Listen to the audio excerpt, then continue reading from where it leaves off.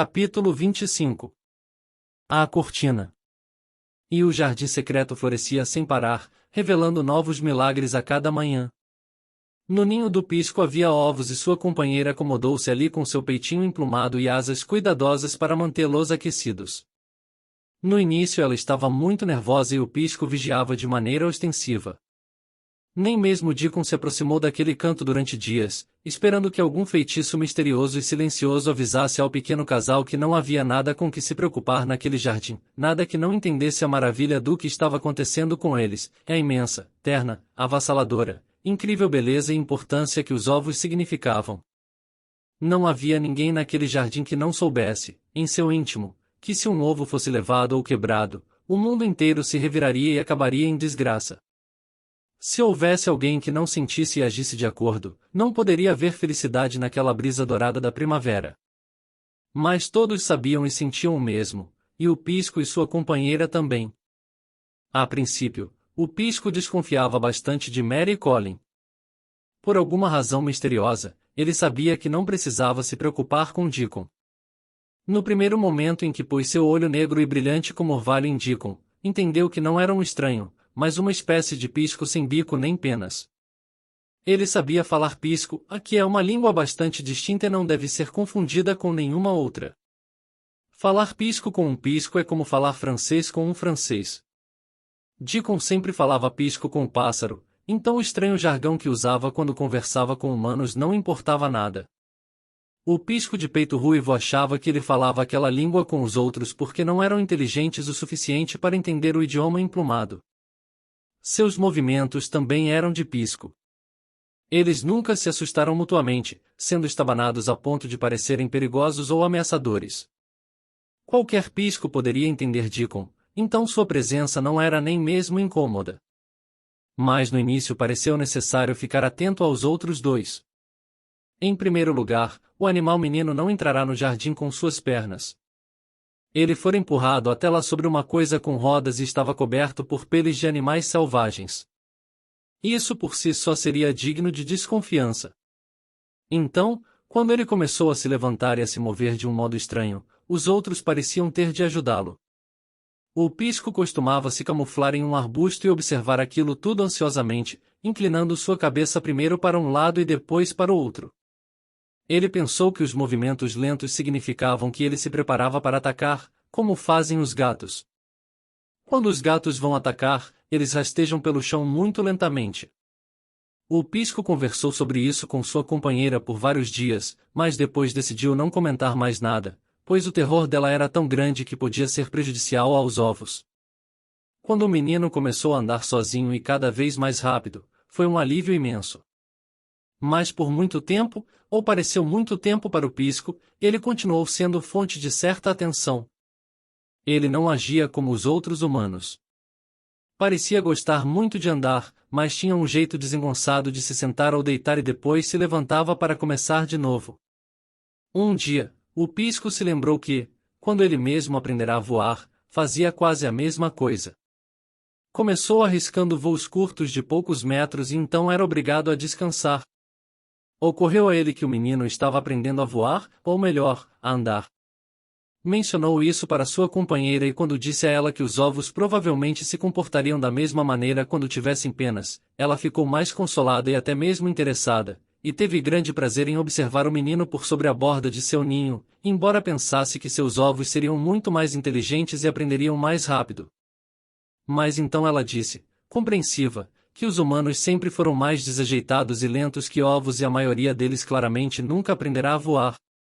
Nunca se viu um deles no ar ou no topo das árvores. Depois de um tempo, o menino já se movia como os outros, mas as três crianças às vezes faziam coisas incomuns. Ficavam sob as árvores e moviam seus braços, pernas e cabeças de um modo que não era caminhar, nem correr, nem sentar. Faziam esses movimentos em intervalos, todos os dias, e o pisco nunca conseguia explicar aquilo à sua companheira. A única coisa de que tinha certeza era que seus ovos nunca se movimentariam daquela maneira, mas como o menino que falava pisco com tanta fluência os imitava, os pássaros deduziram que as ações não eram perigosas. É claro que nem o pisco nem sua companheira jamais ouviram falar do campeão Bob Avort e de seus exercícios para fortalecer músculos. Piscos não são como seres humanos, seus músculos são exercitados desde o nascimento e se desenvolvem de maneira natural. Se alguém precisa voar para encontrar cada refeição, seus músculos nunca se atrofiarão. Atrofiar significa ficar frágil por falta de uso. Quando o menino passou a andar, correr, cavar e remover ervas daninhas como os outros, o ninho no canto do jardim foi tomado por grande paz e alegria. O medo pelos ovos tornou-se coisa do passado. Saber que seus ovos estavam tão seguros como se estivessem em um cofre de banco e o fato de poder assistir às coisas curiosas que aconteciam tornou o ambiente muito divertido. Nos dias de chuva, a mãe dos ovos até se sentia um pouco entediada, sem as crianças no jardim. Mas, mesmo em dias chuvosos, não se podia dizer que Mary e Colin ficavam entediados. Certa manhã, uma chuva caía sem parar e Colin estava um pouco inquieto, obrigado a permanecer no sofá sem se levantar ou caminhar. Então Mary teve uma inspiração. Agora que sou um menino de verdade, dissera Colin, minhas pernas e braços e todo o meu corpo estão tão cheios de magia que não consigo mantê-los parados. Eles querem fazer coisas o tempo todo. Sabia que quando acordo de manhã, Mary, quando é bem cedo e os pássaros estão cantando lá fora e tudo parece gritar de alegria, até as árvores e coisas que não podemos realmente ouvir, sinto como se tivesse de pular da cama e gritar junto. Imagine o que aconteceria aqui se eu fizesse isso. Mary deu uma gargalhada exagerada. A enfermeira viria correndo e a senhora Medlock também, e teriam certeza de que você enlouqueceu e chamariam o médico, divertiu-se ela. Colin riu. Ele podia ver todos horrorizados com sua aparente loucura e surpresos por vê-lo em pé. Gostaria que meu pai voltasse para casa, e disse. Quero muito contar a ele. Não paro de pensar nisso, mas então muita coisa mudaria. Não consigo ficar parado, deitado e fingindo e, além disso, estou muito diferente. Gostaria que não estivesse chovendo hoje. Foi então que Dona Mary teve sua inspiração. Colin, ela começou, misteriosamente, você sabe quantos quartos há nesta casa? Uns 1000, eu acho, respondeu ele. Há cerca de 100 onde ninguém entra, disse Mary. E num dia chuvoso como este eu entrei em vários deles. Ninguém nunca soube, embora a senhora Medlock quase tenha me pegado de surpresa. Eu me perdi na volta e parei no final do seu corredor. Foi a segunda vez em que ouvi você chorar. Colin se endireitou no sofá. 100 quartos onde ninguém entra, repetiu ele. Quase parece um jardim secreto. Que tal irmos dar uma olhada neles? Você me empurra na cadeira e ninguém saberá que fomos. Foi isso que eu pensei, e Mary animou-se. Ninguém se atreveria a nos seguir. Você pode correr nas galerias. Podemos fazer nossos exercícios. Há uma pequena sala indiana com um armário cheio de elefantes de marfim. Há quartos de todo tipo.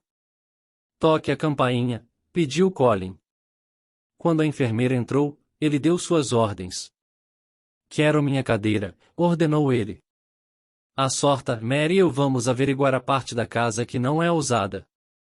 John pode me empurrar até a galeria de retratos porque há algumas escadas no caminho. Então ele deve ir embora e nos deixar em paz até que eu mande chamá-lo novamente. Os dias chuvosos deixaram de ser odiados naquela manhã. Quando o empregado empurrou a cadeira até a galeria e lá deixou os dois, em obediência às ordens, Colin e Mary se entreolharam maravilhados. Assim que Mary se certificou de que John havia realmente descido para os cômodos dos criados, Colin se levantou da cadeira. Vou correr de uma ponta a outra da galeria, disse ele, e depois vou pular e então faremos os exercícios de Bob Avord. E fizeram essas coisas e muitas outras. Olharam para os retratos e encontraram a garotinha comum vestida de brocado verde com o papagaio em seu dedo. Todos eles, deduziu Colin, devem ser meus parentes. Eles viveram há muito tempo. Aquela do papagaio, eu acho, é uma das minhas tias bisavós. Ela se parece muito com você, Mary. Não como você é agora, mas como parecia quando chegou aqui. Agora você está muito mais gorda e bonita. Você também, disse Mary, e ambos riram. Eles foram para a sala indiana e se divertiram com os elefantes de marfim. Encontraram o boudoir de brocado rosa e o buraco roído na almofada, mas os filhotes já haviam deixando o ninho vazio. Eles viram mais quartos e fizeram mais descobertas do que Mary havia feito em sua primeira peregrinação. Encontraram novos corredores, cantos, lances de escada, novos retratos antigos de que gostaram e coisas velhas e estranhas que não sabiam para que serviam.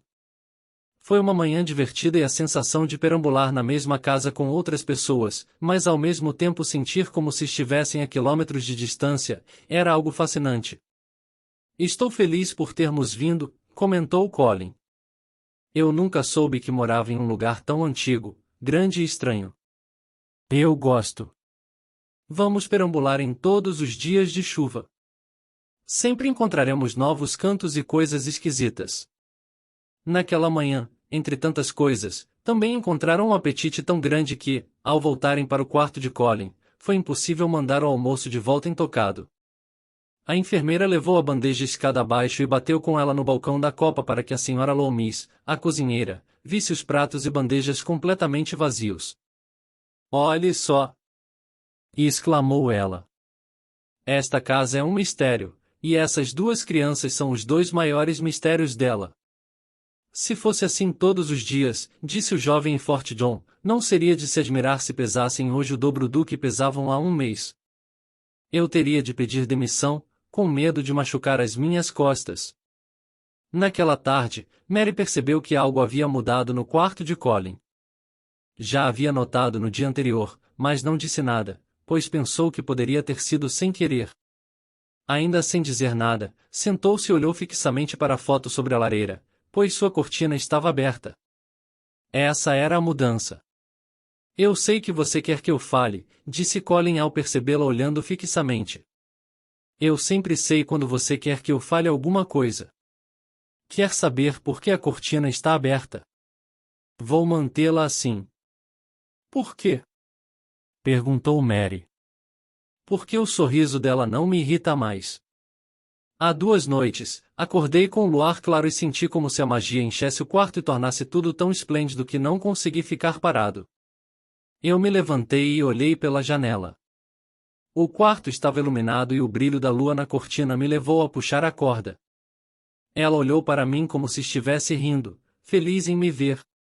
Fiquei com vontade de olhar mais para ela. Quero vê-la sorrindo assim o tempo todo. Quem sabe ela não era uma espécie de maga. Você está tão parecido com ela agora, disse Mary, que até desconfio se você não é o fantasma dela transformado em menino. Essa ideia pareceu impressionar Colin. Ele refletiu e respondeu lentamente. Se eu fosse o fantasma dela, meu pai gostaria de mim. Você quer que ele goste de você? Perguntou Mary. Eu o odiava por não gostar de mim. Se ele começar a gostar agora, acho que devo contar a ele sobre a magia. Isso talvez o deixe mais feliz.